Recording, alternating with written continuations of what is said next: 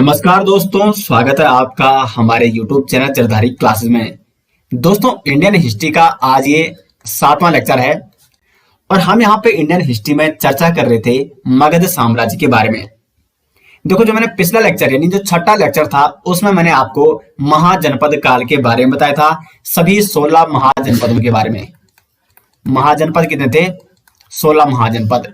तो इन सभी 16 महाजनपदों के बारे में मैं आपको पिछले लेक्चर में बता चुका हूं और साथ ही साथ वहां पे हमने ये भी डिस्कस किया था कि किस प्रकार मगध साम्राज्य का उद्भव होता है, मगध साम्राज्य की स्थापना किसके द्वारा होती है। तो सबसे जो पहला राजवंश था मगध साम्राज्य का वो था वृहदत्त राजवंश, जिसका संस्थापक कौन था? वृहदत्त। और उसके बाद यहाँ पे हर्यक वंश की स्थापना होती है। हर्यक वंश की स्थापना किसके द्वारा होती है? बिंबिसार के द्वारा। तो हर्यक वंश में जितने भी राजा आते हैं वो सारे हमने डिस्कस कर रहे थे। यहां तक हमारा दोस्तों कंप्लीट हो गया था पिछले लेक्चर तक। तो जिसने अभी तक पिछला लेक्चर नहीं देखा है उसे आप जरूर देखें, क्योंकि आगे का जो लेक्चर आने वाला है वो तभी आपको समझ में आ सकेगा। अब देखो, आज हम यहाँ पे क्या क्या चर्चा करने वाले हैं। तो हम शुरुआत करेंगे नागवंश से और उसके बाद यहाँ पे नंदवंश के बारे में जानेंगे।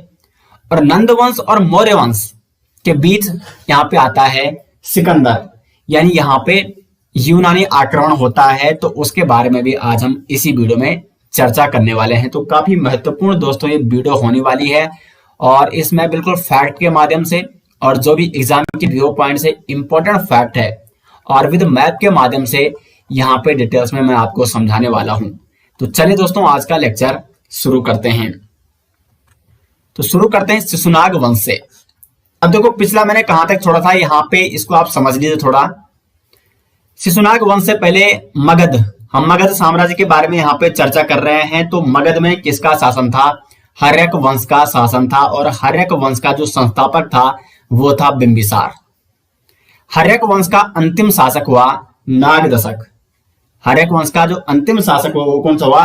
नागदशक, जो कि हर्यक वंश का अंतिम शासक था। और इसकी हत्या किसके द्वारा की जाती है? इसकी हत्या की जाती है शिशुनाग द्वारा। तो शिशुनाग नामक व्यक्ति नागदशक की हत्या कर देता है और मगध में किस वंश की स्थापना करता है? शिशुनाग वंश की, अपने नाम से। तो शिशुनाग वंश का संस्थापक कौन था दोस्तों? वो था शिशुनाग। इसने अपने नाम से शिशुनाग वंश की स्थापना की। कहां की? मगध में। क्योंकि देखो, उस समय का जो सबसे शक्तिशाली, जितने भी ये 16 महाजनपद थे ना, सबसे जो शक्तिशाली जनपद था वो था मगध जनपद। तो इसके बारे में हम डिटेल्स में इसीलिए यहाँ पे जानने का प्रयास करेंगे। अब देखो, मगध में अभी शिशुनाग वंश की स्थापना हो चुकी है और जो ये शिशुनाग नामक व्यक्ति है, जो संस्थापक है शिशुनाग वंश का, इसका शासनकाल जो माना जाता है अप्रोक्सीमेट 412 ईसा पूर्व से लेकर 393 ईसा पूर्व। अब मैंने यहाँ पे जो ये इसका शासनकाल है इसलिए नहीं लिखा है क्योंकि शासनकाल वैसे मोस्टली सामान्यतः पूछा नहीं जाता है। फिर मैं आपकी जानकारी के लिए यहाँ पे बता दे रहा हूँ, 412 ईसा पूर्व से लेकर 393 ईसा पूर्व तक शिशुनाग का यहाँ पे शासनकाल रहा मगध में। और सबसे बड़ी बात, इसने अपनी राजधानी कहाँ स्थानांतरित की? वैशाली में स्थानांतरित की। अब यहाँ पे सवाल ये बनता है कि जब इसने राजधानी वैशाली में स्थानांतरित की तो इससे पहले राजधानी कहां थी मगध की? तो इसके लिए थोड़ा आपको पीछे जाना पड़ेगा। यहाँ पे देखो, मैंने पिछली वीडियो में आपको बताया था कि हर्यक वंश का जो शासक था उदयन, उसने राजधानी कहां बनाई? पाटलिपुत्र अपनी राजधानी बनाई। जबकि इससे पहले हर्यक वंश का जो संस्थापक था बिंबिसार, इसने अपनी राजधानी राजगृह बनाई। तो बिंबिसार के समय और अजातशत्रु के समय जो राजधानी थी वो कहां थी? राजगृह। लेकिन जब उदयन शासक बनता है तो ये अपनी राजधानी कहां बनाता है? पाटलिपुत्र बनाता है। और लेकिन जब शिशुनाग यहाँ पे शिशुनाग वंश की स्थापना करके शासक बनता है तो ये पाटलिपुत्र से राजधानी स्थानांतरित करता है और अपनी राजधानी कहां बनाता है? वैशाली में बनाता है। तो वैशाली स्थानांतरित राजधानी किसने की थी? शिशुनाग ने, जो कि शिशुनाग वंश से संबंधित था। शिशुनाग के बाद जो अन्य दूसरा शासक था शिशुनाग वंश का वो था कालाशोक। ये बहुत ही महत्वपूर्ण है क्योंकि इससे संबंधित मोस्टली क्वेश्चन बनते हैं शिशुनाग वंश से संबंधित। कालाशोक को काकवर्ण भी कहा जाता है। और इसके शासनकाल में क्या हुआ था? वैशाली में द्वितीय बौद्ध संगीत हुई थी। सबसे महत्वपूर्ण जो फैक्ट है इसके शासनकाल का, कालाशोक के शासनकाल का, द्वितीय बौद्ध संगीति कालाशोक के शासनकाल में हुई थी। अब ये कहाँ हुई थी? तो ये हुई थी वैशाली में। कब हुई थी ये? तो अगर हम बात करें तिथि की तो 383 ईसा पूर्व में। और इस द्वितीय बौद्ध संगीत की अध्यक्षता किसने की थी? साब कबीर ने। ये सारे पॉइंट दोस्तों आपको यहाँ पे नोट करने हैं। वैसे जब मैंने बौद्ध धर्म आपको पढ़ाया था उसमें मैंने सभी चारों बौद्ध संगीति के बारे में डिटेल्स में मैंने आपको वहां पे समझाया था। तो द्वितीय बौद्ध संगीति होती है कालाशोक के शासनकाल में। कहाँ होती है? वैशाली में, जो कि शिशुनाग वंश के शासकों की राजधानी थी।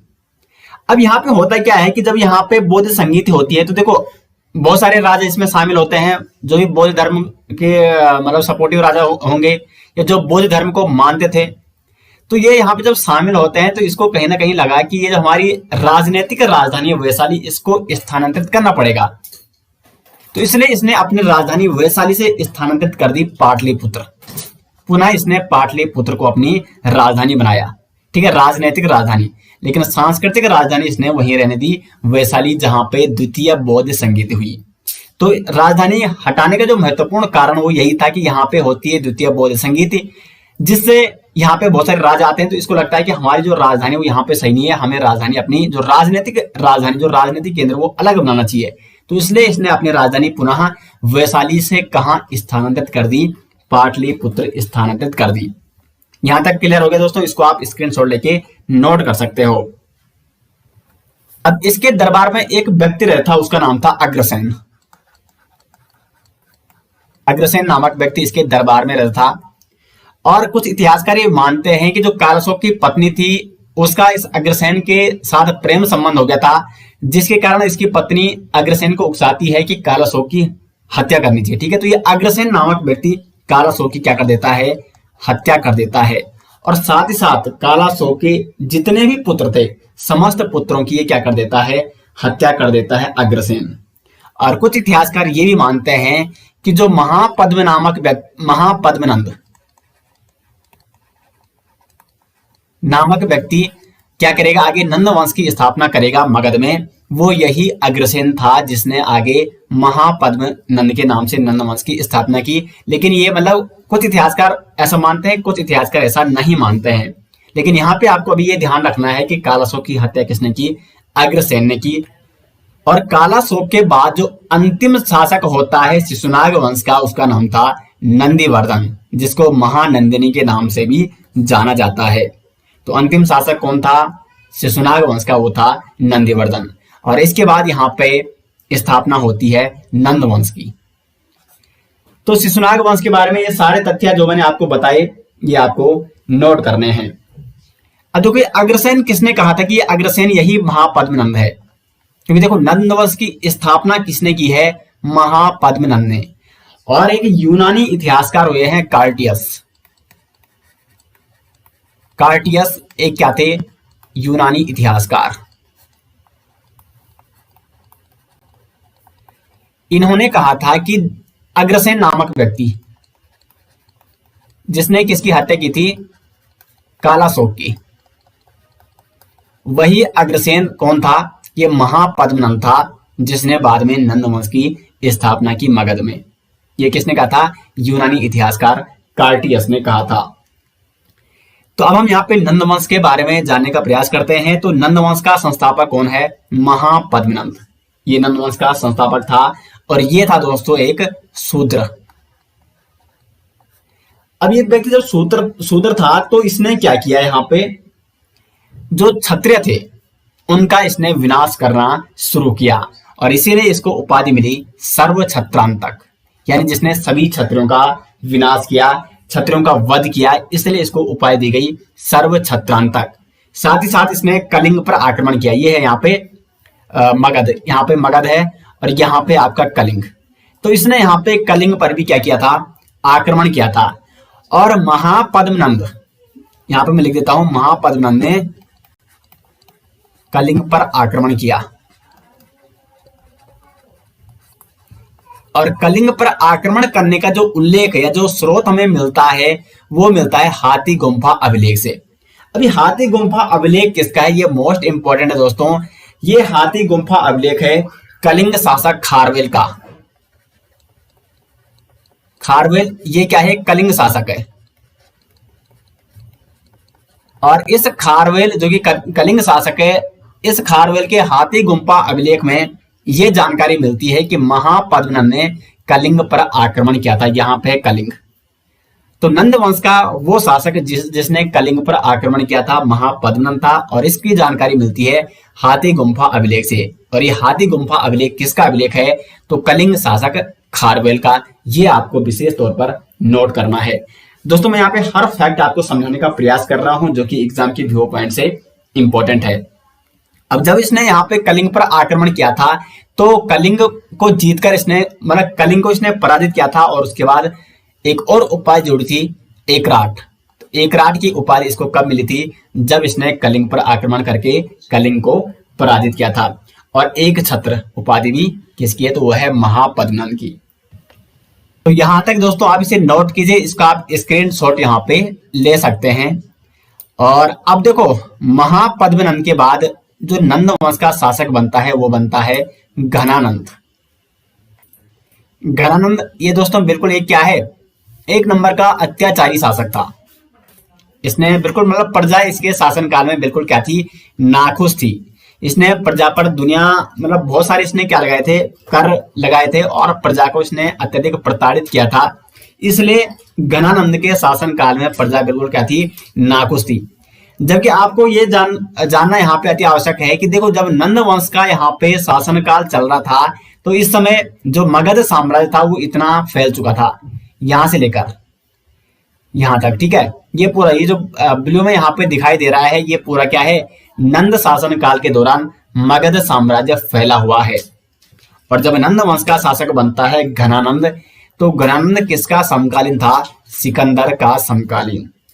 और इधर से सिकंदर अब यहाँ पे आक्रमण करने आ रहा है, ये आपको यहाँ पे समझना होगा। इसको मैं अभी आगे मैप के माध्यम से बताऊंगा कि किस प्रकार सिकंदर यहाँ पे आक्रमण करने के लिए आता है और किस प्रकार उसको यहाँ पे असफलता उसको हाथ लगती है, यानी वो ब्यास नदी को क्यों पार नहीं कर पाते हैं, वो सारे अभी मैं आगे इसी वीडियो में बताने वाला हूँ। फिलहाल अभी यहाँ पे घनानंद के बारे में जान लेते हैं।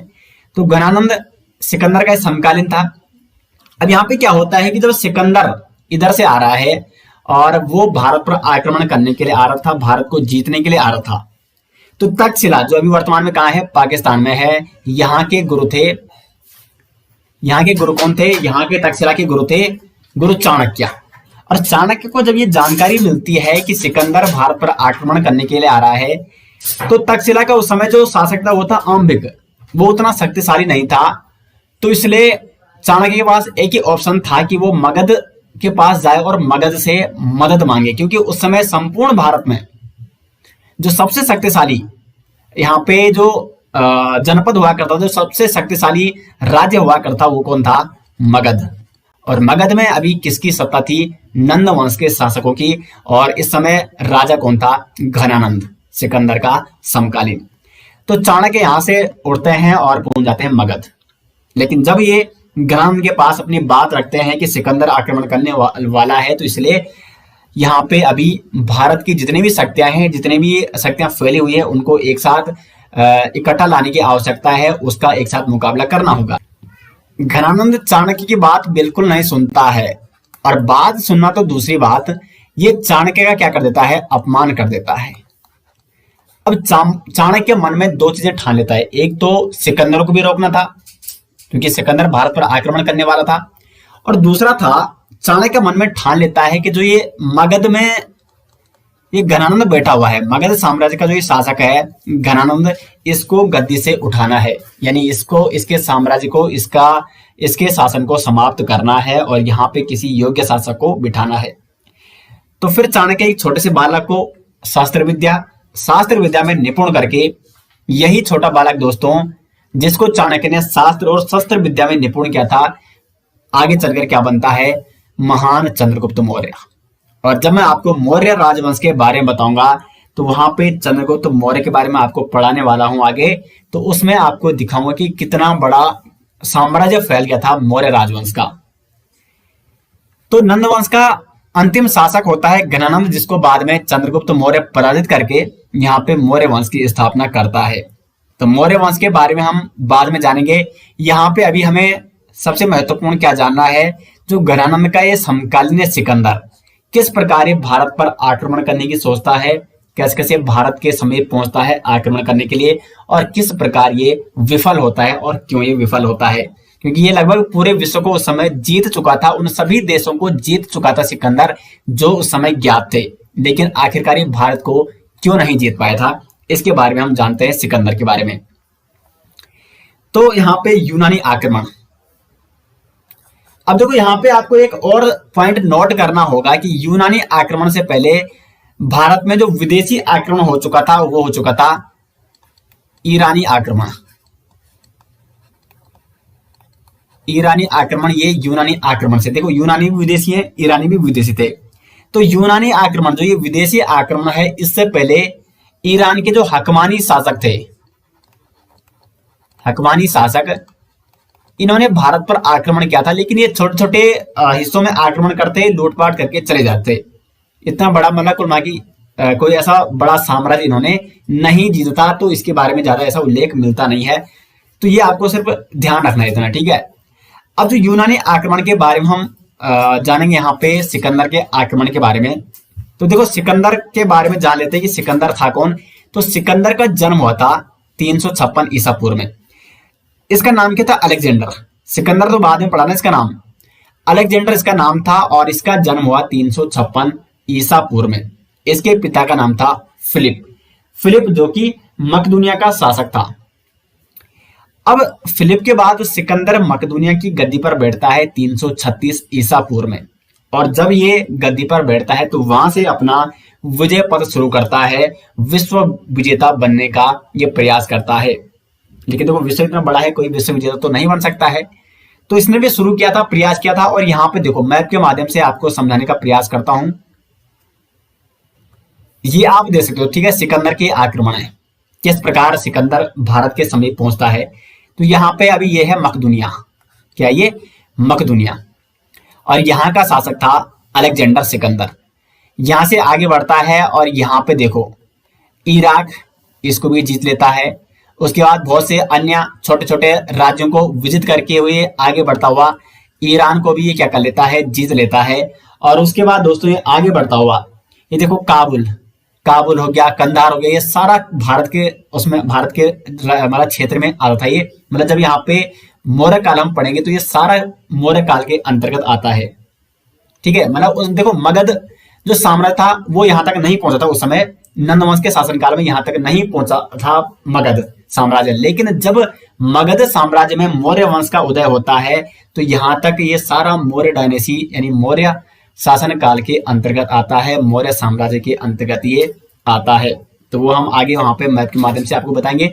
फिलहाल ये काबुल और कंधार और यहाँ पे है खैबर दर्रा, तो इसको पार करते हुए, और यहाँ पे ये देखो ये है इंडस रिवर यानी सिंधु नदी जिसको कहते हैं, सिंधु नदी, और यूनानी इसको क्या कहते हैं, इंडस रिवर कहते थे।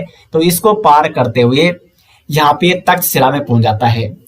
और तक्षशिला मैंने अभी आपको बताया था, तक्षशिला का शासक कौन था? आम्भिक।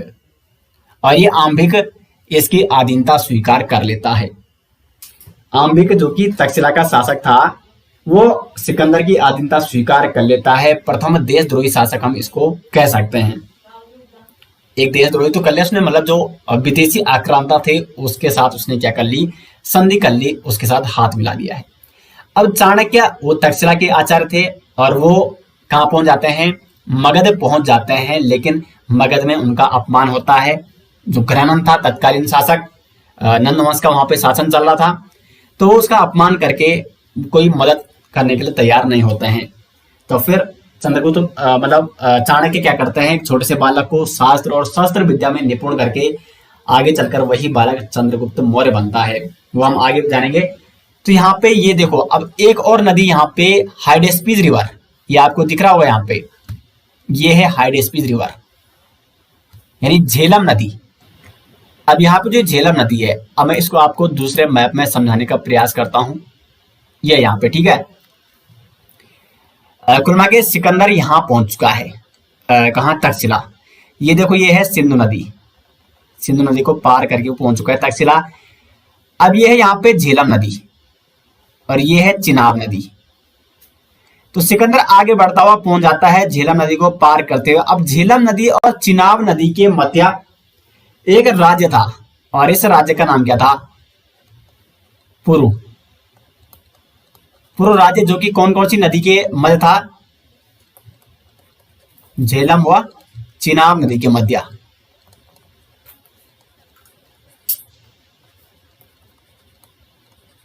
और पुरु राज्य का शासक कौन था?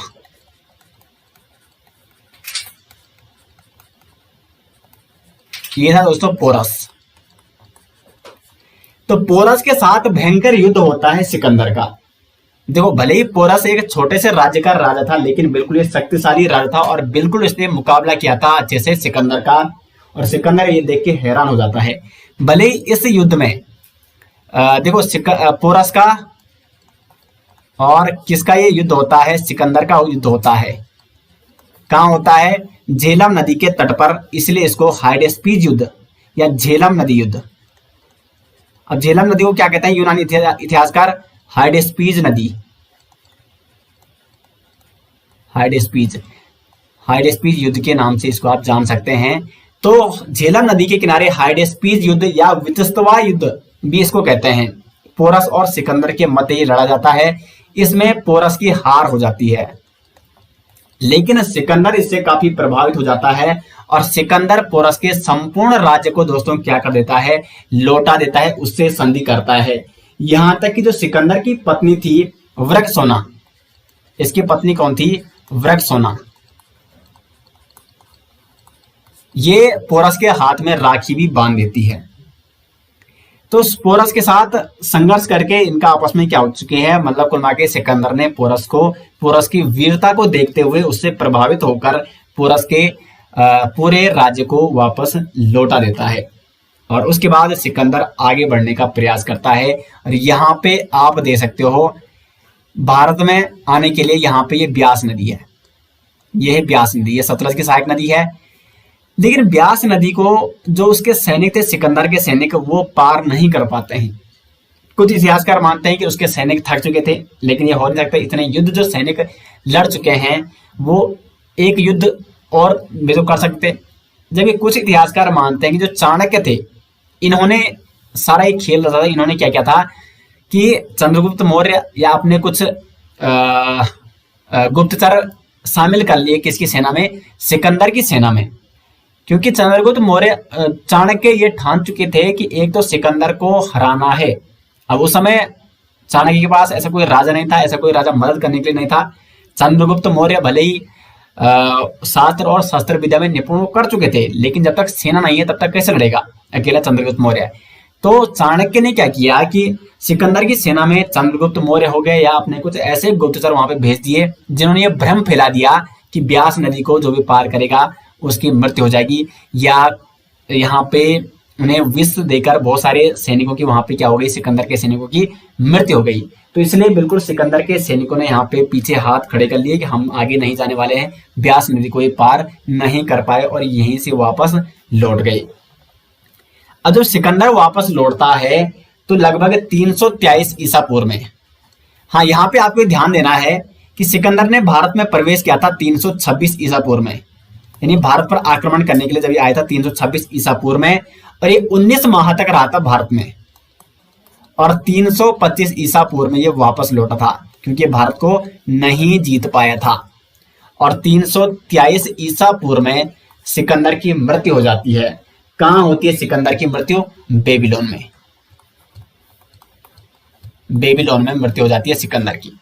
तो ये सारे फैक्ट आप यहाँ पे स्क्रीनशॉट लेके नोट कर सकते हैं। मैप के माध्यम से मैंने अच्छी तरीके से आपको समझा लिया यहाँ पे कि किस प्रकार सिकंदर यहाँ पे आक्रमण करता है और किस प्रकार वो उसके सैनिक ब्यास नदी को पार करने के लिए मना कर देते हैं और वापस उन्हें लौटना पड़ता है। तो ये यहाँ पे आप देख सकते हो, देखो भारत विजय प्रस्थान उसने 326 ईसा पूर्व में किया था। तक्षशिला में वो पहुंचता है 326 ईसा पूर्व में। वहां के राजा थे आम्बिक। आम्बिक ने सिकंदर की अधीनता स्वीकार कर ली थी। उसके बाद 326 ईसा पूर्व में ही सिकंदर और पोरस के मध्य युद्ध होता है। पोरस जो कि राजा था पूर्व राज्य का, और ये कौन कौन सी नदी के तट पर था, तो झेलम और चिनाब नदी के मध्य स्थित था पूर्व राज्य। पोरस और सिकंदर के मध्य भयंकर युद्ध होता है। पोरस बिल्कुल मुकाबला करता है, लेकिन पोरस एक छोटा राज्य का राजा था, लेकिन बिल्कुल ये अपनी पूरी शक्ति के साथ सिकंदर को हराने का प्रयास करता है। भले पोरस इस युद्ध में हार जाता है, लेकिन सिकंदर इससे काफी प्रभावित होता है और उसके बाद पोरस को उसका पूरा राज्य वापस लौटा देता है। उसके बाद सिकंदर की सेना आगे बढ़ती है, लेकिन ब्यास नदी को ये पार नहीं कर पाती है और 325 ईसा पूर्व में ये भारत विजय का अपना सपना छोड़कर वापस लौट जाता है और 323 ईसा पूर्व में बेबीलोन में सिकंदर की मृत्यु हो जाती है। तो यहां तक दोस्तों आपको कोई भी दिक्कत नहीं होनी चाहिए, सब चीजें आपको समझ में क्लियरली आ गई होंगी। अब सिकंदर के बारे में कुछ अन्य फैक्ट जो आपको यहाँ पे बताने अति आवश्यक हैं, महत्वपूर्ण तथ्य, ठीक है, क्योंकि ये डायरेक्ट एग्जाम में क्वेश्चन बनते हैं कई बार, और आगे जो भी लेक्चर होंगे वो जानने के लिए आपको ये वाले कुछ तथ्य जानने जरूरी है। देखो, सिकंदर का शिक्षक कौन था? सिकंदर का जो शिक्षक था उसका नाम था अरस्तु। कई बार नॉर्मली एग्जाम में सिंपल सा क्वेश्चन कई बार पूछा जाता है। सिकंदर का जो नौसेना प्रमुख था उसका नाम क्या था? उसका नाम था नियारकस। नियारकस निकेटर, ये नौसेना प्रमुख था सिकंदर का। और सिकंदर का जो थल सेनापति या थल सेना प्रमुख था उसका नाम था दोस्तों सेल्यूकस निकेटर।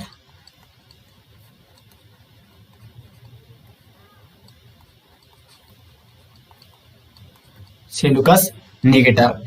अब यहाँ पे जो सेल्यूकस निकेटर है, अभी ये भी सिकंदर के साथ वापस जाता है, लेकिन सिकंदर की मृत्यु के बाद जब मगध साम्राज्य में मौर्य साम्राज्य का उदय हो जाता है, चंद्रगुप्त मौर्य साम्राज्य की स्थापना कर देते हैं मगध साम्राज्य में, तो उसी समय चंद्रगुप्त मौर्य के शासन काल के दौरान सेल्यूकस निकेटर भारत पर आक्रमण करते हैं, यानी चंद्रगुप्त मौर्य के राज्य पर आक्रमण करते हैं, लेकिन वहां पे इसकी पराजय हो जाती है।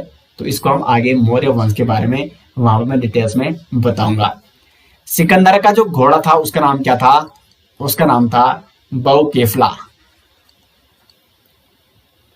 बहुकेफला है, और अपने इस घोड़े के नाम पर इसने एक शहर की स्थापना भी की थी, एक नगर की स्थापना की थी, बहुकेफला नगर। तो ये कुछ इंपॉर्टेंट फैक्ट थे, और विशेष तौर पर जो थल सेनापति और नौसेना प्रमुख है ये कई बार एग्जाम में पूछ जाते हैं। नौसेना प्रमुख नियारकस निकेटर और सेल्यूकस निकेटर। तो अब सिकंदर तो लौट चुका है वापस, लेकिन यहाँ पे अभी भी एक दुविधा क्या है दोस्तों, वो है मगध पर घनानंद का शासन, जो कि एक क्रूर और अत्याचारी शासक था जिसको जनता की कोई भी प्रवाह नहीं थी। तो एक काम तो हो चुका था कि सिकंदर वापस लौट चुका था। चाणक्य ने जो दो चीजें सोची थी, सिकंदर को हराना है, सिकंदर को मतलब कुल के वो भारत पर आक्रमण न कर सके, वो नीति तो सफल हो गई थी। और दूसरा काम अब क्या था, वो था घनानंद को वहां पे मतलब घनानंद को पराजित करना। तो चाणक्य जब पहला प्रयास करते हैं तो उस समय हार जाते हैं। चाणक्य और चंद्रगुप्त जब पहला प्रयास करते हैं घनानंद को पराजित करने के लिए, आक्रमण करते हैं मगध राज्य पर, तो उस समय हार जाते हैं। क्योंकि देखो, मगध तो शक्तिशाली था, भले ही वहां पे जो शासक था इस समय वो उतना काबिल शासक नहीं था, योग्य शासक नहीं था, लेकिन फिर भी मगध की सेना तो शक्तिशाली थी। तो पहला जो आक्रमण करते हैं वो सफल नहीं हो पाते हैं। उसके बाद फिर ये पुनः प्रयास करते हैं, अपने साथ कुछ लोगों को जोड़ते हैं, वहां की जो सेना थी उनके बीच आपस में फौट डालते हैं, और इस प्रकार से ये सफल हो जाते हैं और चंद्रगुप्त मौर्य और चाणक्य मिलकर घनानंद को पराजित करके यहाँ पे मौर्य वंश की स्थापना करते हैं। तो अब हमारा जो नेक्स्ट लेक्चर आएगा दोस्तों, लेक्चर नंबर 8 हिस्ट्री में, वो आएगा मौर्य साम्राज्य, जिसमें हम चंद्रगुप्त मौर्य, बिंदुसार और अशोक के बारे में जानेंगे। और उसके बाद मौर्य साम्राज्य की सामाजिक व्यवस्था, प्रशासनिक व्यवस्था, वहां पे संस्कृत उस समय कही थी, क्योंकि वहां से बहुत सारे इंपॉर्टेंट क्वेश्चन बनते हैं एग्जाम के व्यू पॉइंट से। तो उसके बारे में दोस्तों हम नेक्स्ट पार्ट में चर्चा करेंगे। तो उम्मीद करते हैं दोस्तों आज आपको जितने मैंने टॉपिक कराए वो आपको समझ में आ गए होंगे। अच्छे से आपको नोट्स बनाने हैं और आपको ये सीरीज कैसी लग रही है कमेंट बॉक्स में दोस्तों आपको जरूर बताना है। तो मिलते हैं दोस्तों इसके नेक्स्ट पार्ट के साथ, तब तक के लिए धन्यवाद।